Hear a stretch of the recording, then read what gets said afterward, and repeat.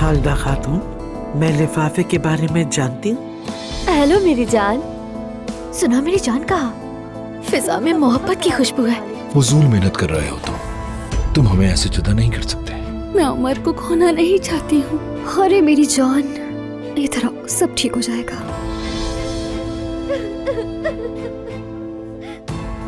जुमाना, क्या हुआ, रो क्यों रही हो? मैं तो नहीं रो रही हूँ। अच्छा सुनो, तुम्हारे बाल बहुत खूबसूरत लग रहे हैं। कितने पैसे लिए तुम? भाई क्या मैं आपसे गद्दारी कर सकता हूँ?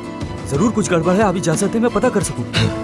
इसमें जो कुछ भी है, क्या वो तुम्हारे बाबा के लिए ठीक है? क्या तुम लोग मुझे पागल करना चाहते हो? एक ही दफा में बता दो क्या चाहते हो।